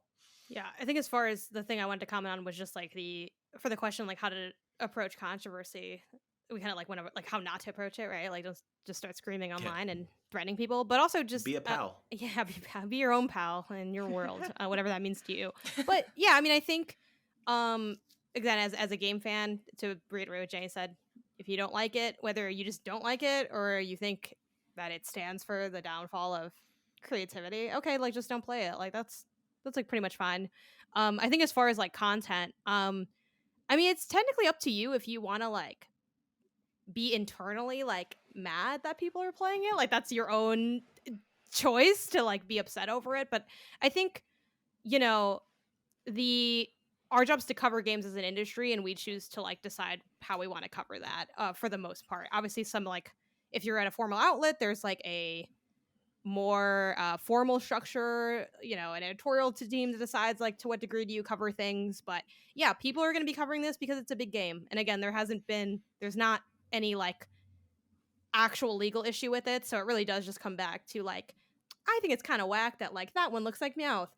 That's not really something that like outlets are going to be covering this, and guide traffic I'm sure for this is massive. Massive guide traffic, like, Yeah. so yeah, I don't know, if you want to be upset by that, I guess that is your own like internal allowance, but don't be too surprised that people cover it. Like, big game gets covered, I mean, with like, and it's rare that this is like a smaller big game in a sense, but like, yeah, a game's gonna get talked about because it's like a huge deal game that everyone's talking about. So people are gonna be talking about it. Like, you can get upset that, and especially us, like being, you know, the indie council where we talk about indie games. Yeah, like I get that you're like, we live in a world where like everyone wants to do this, but like, why aren't more people playing, you know, Sea of Stars, which I know I still haven't played. And it's like, look, I don't know what to tell you. I beat Gotham Knights and I didn't start Sea of Stars. That kind of makes me a popularity show, and that is what it is, baby. Like, it's just that's the nature of the job if you like choose to seek out that certain thing. Like, why? We know the answer why. It's the marketing, it's the attention, it's the whatever, it's the bottom line of like trying to reach an audience. But you know, it I think it's a little silly personally when people get so upset over something that does have clear answers to it. I'm like, you're like, but why? Like, why would you stream this when you could stream like high-end art? It's like, I mean, sometimes like you're not always playing that. Like, I don't know what to tell you, man. Like, I get that maybe you want like an idealistic society, but realize that idealism is idealism, and it's not necessarily going to be how everything is all the time. Like, there's space for other things. Like, I'm not always listening to the best music. Like, sometimes I just want to put on Ice Spice, you know? Sue me, I want to dance. Okay. Like, it is what it is. Listen, sometimes you gotta stream Gooby. Sometimes you're gonna stream Persona 5. You know, Yeah. Exactly. The duality of man. Like, I don't know what to tell you. And I And think it's there's everybody out there watching's job to figure out which one's the trash and which one is the good. Oh, we're playing trash versus treasure. Persona Let's 5. go. I think that's a really one thing that I really agree with and that resonates with me is the fact that like if you don't want to talk about it, if you don't agree with it, whether it's a game or just like things in general, if you don't agree with it, algorithmically engaging with it does boost. So if you're just like mad engaging, you're actually providing probably the thing that you don't want to give.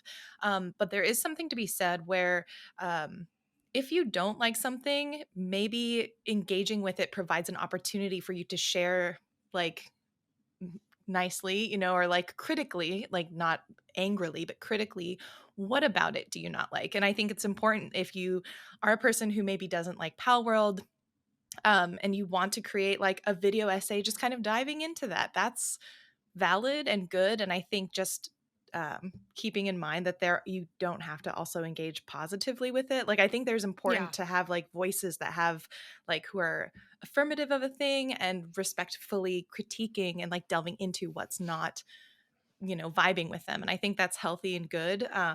Personally. And so even if you're idealistic and you're like, this is not a thing we should engage with, but if you don't engage with it, you're kind of leaving it open to everyone else who, you know, is having a different opinion. So I don't know. I think just agreeing with Janet, basically. No, that's a good clarification. It's healthy sure. to challenge ideas. Yes. Mm-hmm.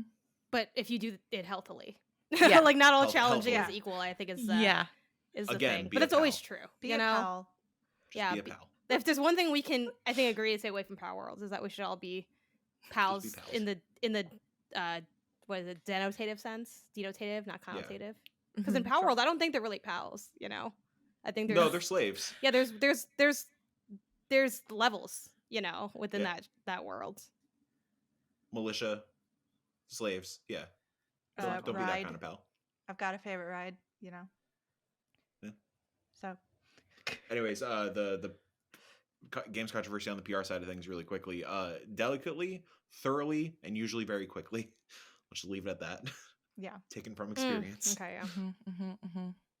Yeah, that can be a real minefield if you are. It's rough. Like, there are so many things, unfortunately, because we're in the indie space. I feel like we all sort of feel like we're all in this together and we're all a little like tight knit group.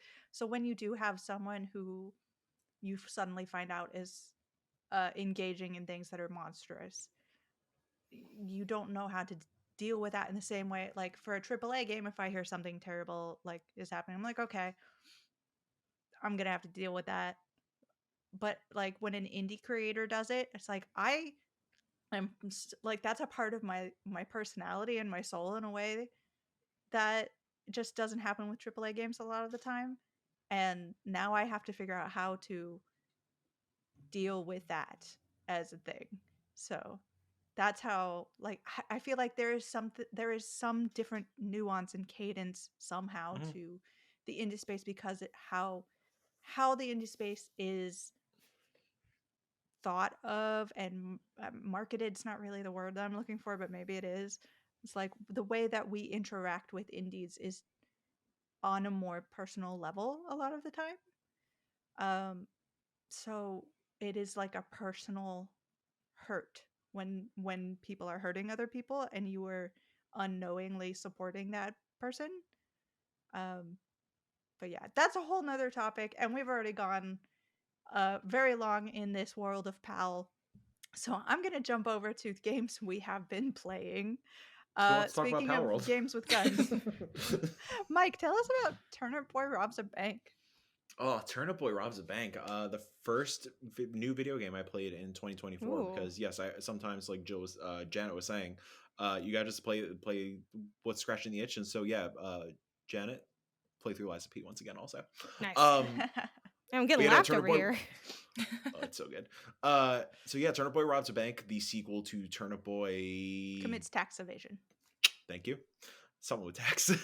I know. I really enough. I never played the first game, but I knew like it was wild, weird concept, and like Mhm. people loved it. It was just like, I think style of game just wasn't my kind of thing. Yeah, it is Um, essentially a Zelda type game, but you yeah. are going around and like ripping up tax Yes. forms, and it's a very silly, ridiculous concept. Which you put it like that, and yeah, that is my kind of game.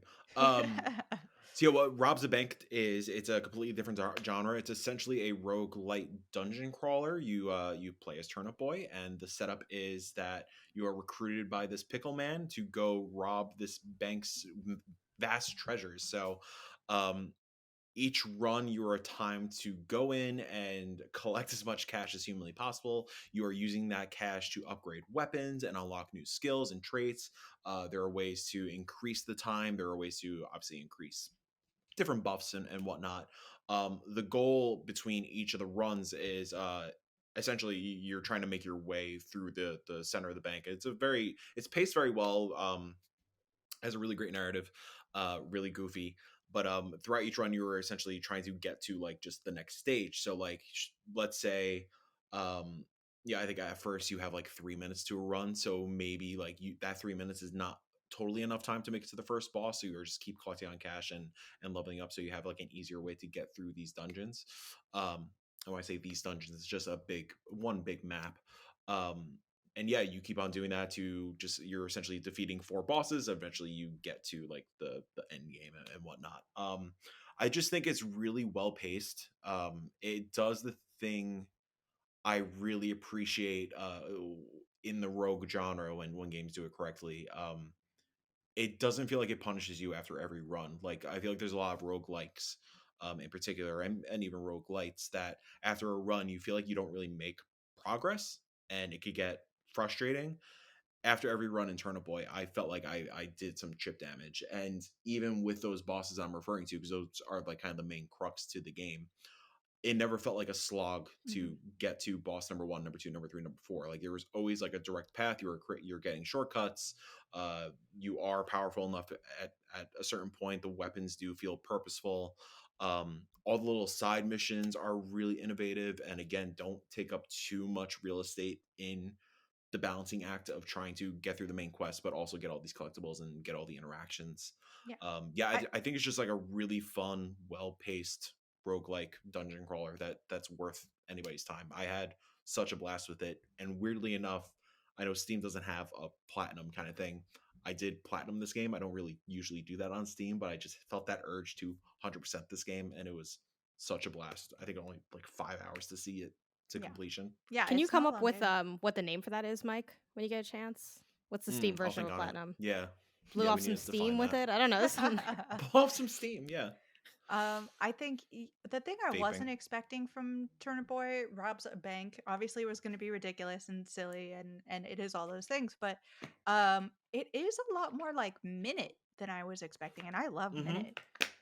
With the timer situation going on, you always have things that you're working towards that you can complete in that time, and that make you want to go back in and be like, oh, I know how to get to that now.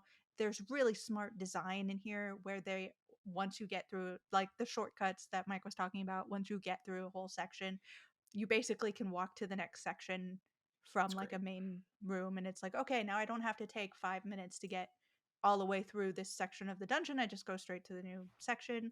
I love that. The only thing that I was loving this game. It was like up on the highest scale The until you end hit a game, certain point, that end game where they're like, it was it's such a roller rough. coaster because at first it was like, oh, you have to do this thing that I typically see here, and I'm like, oh, I hate that they're making me do this. But then I did it, and I'm like, wow, I realized how powerful I am, and I actually did it the first time, and it wasn't hard at all. So And then part one they of the don't thing give you a is fine. checkpoint. They don't give Yes. you a checkpoint. That if they had done that, this wouldn't be a problem. So Yeah, you and have like to complete that like a whole process over and over and over again if you take yeah. one misstep. And I'm like, oh, Yeah, why? I think I ended up doing it like I think I beat it in like 3 or 4 tries, but like those 3 or 4 tries felt so long. It was And like so just like the choice, I understand like it is a run based thing, you constantly have that timer going down, but the choice to not give you a checkpoint there is really rough. And I agree with you. Like I was having a such a blast, no critiques, like a wonderful experience through and through until I got to that point, and that's where the frustration started setting in. but they do Um, have luckily some like settings that you can play with to make that less yeah. frustrating, and I appreciate that so much. Um Jenny, you finished In Stars in Time. Tell me about it. Oh my god. I need everyone to play in Stars in Time. I want to do like a full episode just dedicated to diving into this game. It is probably, I think, a personal favorite RPG that I've played like maybe in recent Mm. memory. Like even compare like Sea of Stars was really good and no doubt about it. In Stars and Time though, like hit the perfect blend of like earthbound nostalgia meets sort of this refreshed take on like really good character writing that I have not experienced since in a long time. It's for folks who just need a reminder of what it is or haven't heard of it because I feel like I've talked about it so much, but just as a reminder, it's essentially a turn-based time looping game where you are trapped in this Groundhog's Day of trying to defeat this evil king. You're constantly looping the 2 days of figuring out how to save the world. So you start essentially at the end of where every game, finishes up. And I think what really amazed me was the writing in this game. I swear I would like laugh out loud. I cried multiple times, but not just because I was sad, but because the like catharsis and the ways that arcs would finish and you would learn about these characters just felt so dang good. Um, and the battle system was simple enough that I was like not having to worry. Like, I think if you're looking for an RPG where you're really having to be strategic with your battles and you have all these unique upgrades and things that you have to equip, it's not one of those. But this is if you are a person who loves details and loves exploring a world and finding things that are new and different every time, and you love getting to know characters, this is a game that you should play. And it is so sincere and heartfelt and just like I want to talk to the devs and like really just get into their brains right now because as soon as I finished it, I felt like that post game depression so hard. And I'm like, I just Hell need more yeah. of this game. So yeah, love Jenny's it. like, it's a good game because you get depressed. Yeah, no, Yeah, I honestly. I call it the credits sadness. Yeah. I'm working on a song about the very Forever woke. phenomenon. So, I'm ready. but watch Can't out, wait I'm till working it on like drops. 40 really mid songs. Janet, tell us about Home Safety Hotline. Yeah, call me on the home safety hotline. I beat this game. Yay! I'm trying to finish games that I won't decide I want to finish more often. So, home safety hotline, for those who maybe forgot, it was shown off, I want to say, at the most recent Day of the Devs, I think is the I showcase. think that's correct. Yeah. And Yes. super cool vibe. It is self-described as an analog horror game where you're a telephone operator. So I think it's set in it has the year on the computer. I think it's the 90s.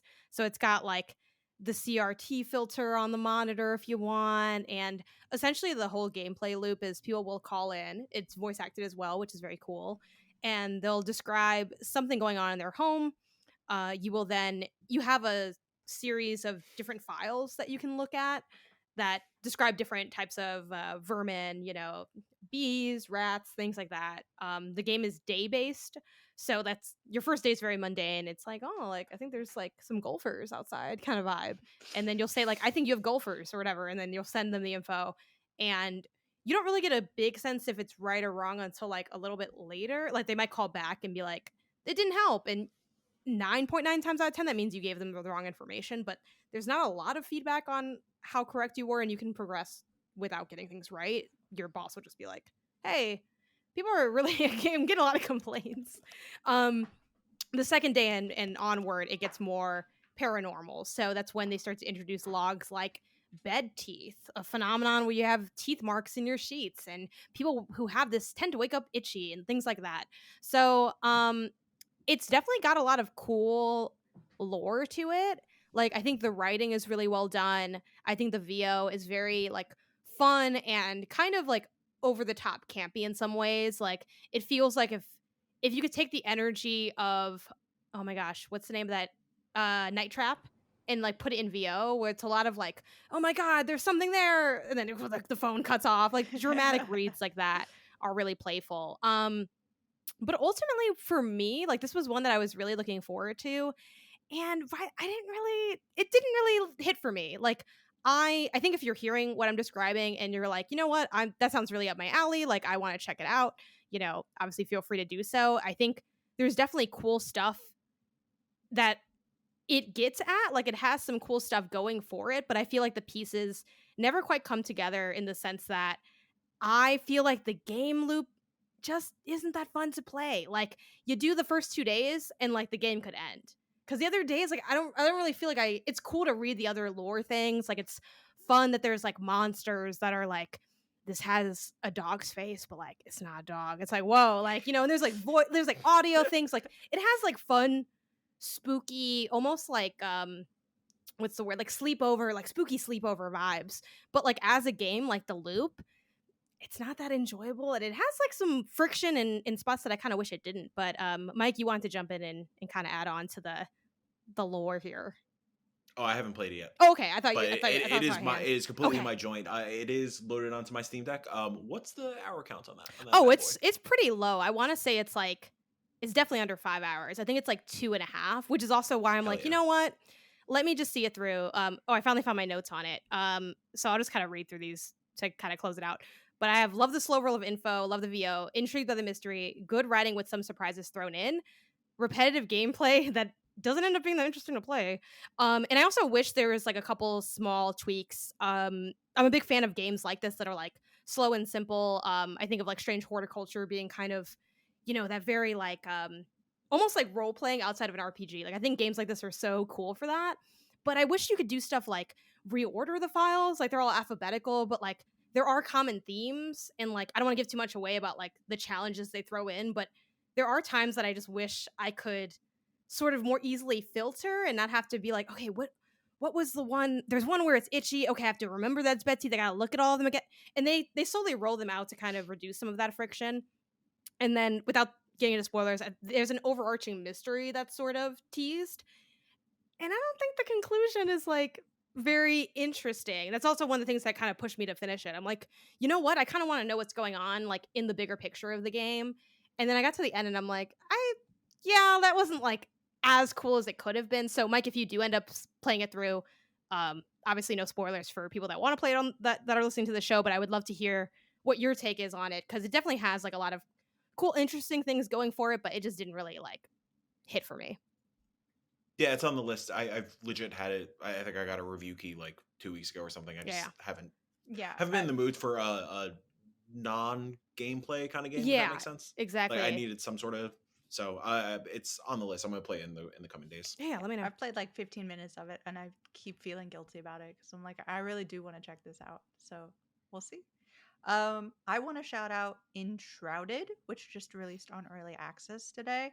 If you are the sort of person who's like looking at Palworld and you love survival games and you really want to love this game, but you really don't want to support whatever you don't like about that, this is the game to play. This game, you jump in and it's like, it's so funny jumping in to this game after playing Palworld. It's like, it feels so smooth. It feels so intentional. The UI is streamlined. It's thoughtful, like in like quality of life things. So like there are two hotkeys I can switch, or two rows of hotkeys I can switch between, so I can be in an instant ready for battle or back to building my base and not have to deal with a bunch of menus and stuff.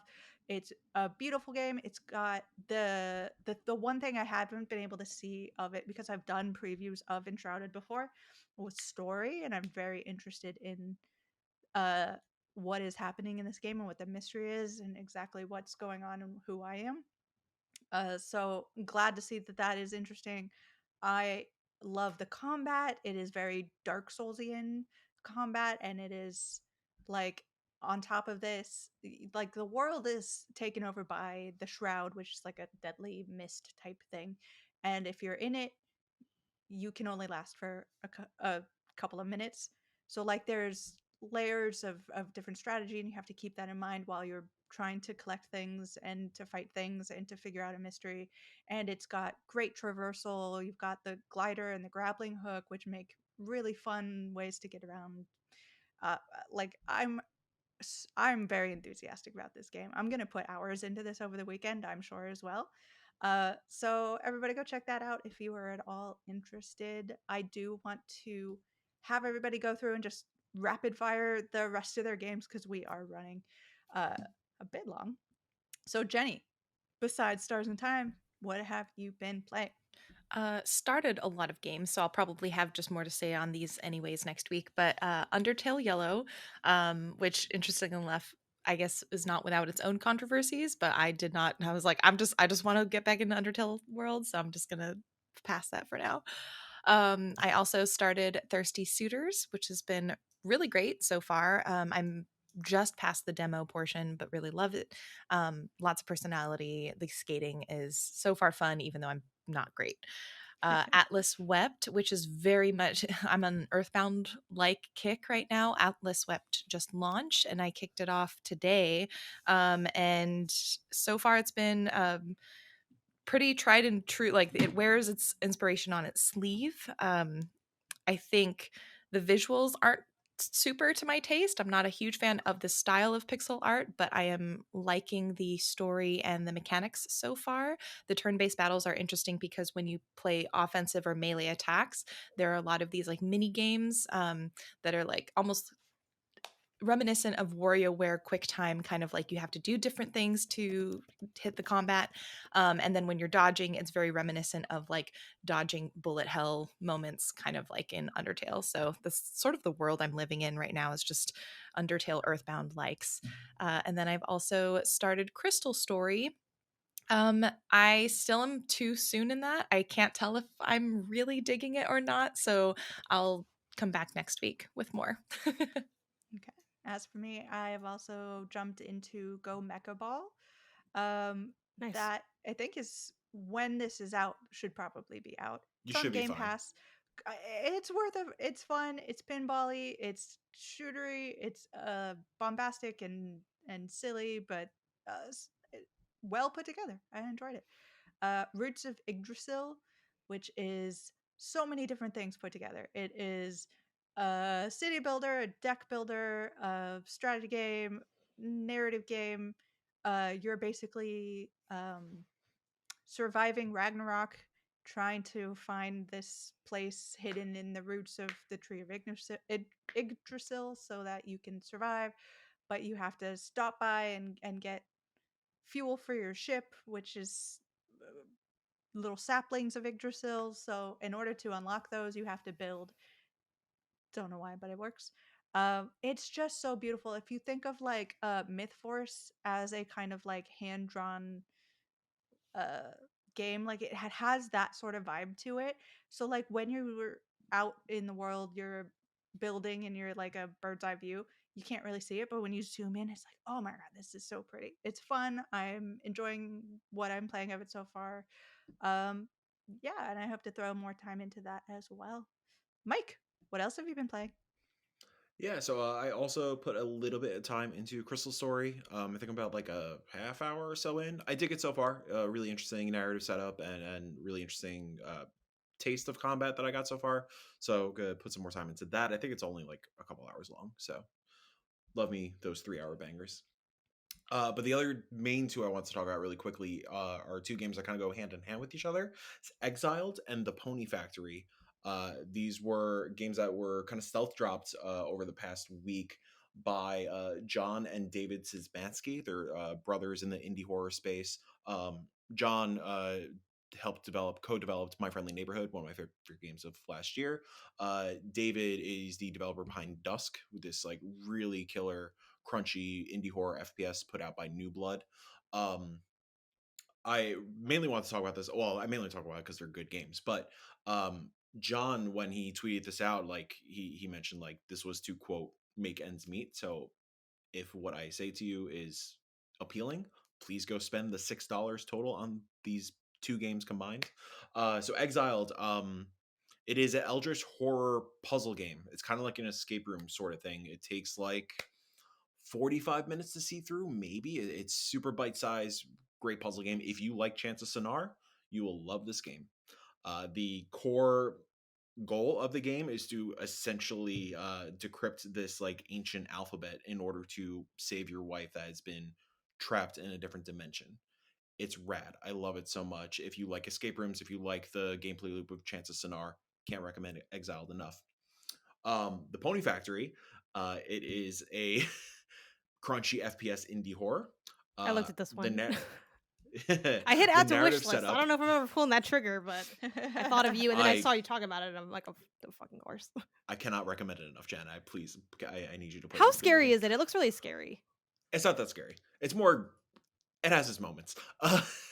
So it's similar to Dusk, crunchy FPS indie horror about the narrative setup is this man made a deal with hell, and his biggest wish was for people to have ponies that they could just enjoy and just like exist. But like the catch was that hell made him run a factory where they could make said ponies. There's a lot of, excuse my language, there's a lot of fucked up lore in this game. It turns out hell screwed him over, and the ponies are out there snatching people up and feeding on sins to make the ponies. It is it's really fun. It's another bite-sized kind of thing. I think it's also like super well designed, being a more bite-sized thing that was like, I'm sure, self-funded and whatnot. It's a really intelligent thing where like you get to the like quote unquote last level, you get the MacGuffin of the game, and then it just turns you around. It's like, okay, escape now. And it's using the same levels. You're going through the same levels, but in reverse. But there's like Metroid effect.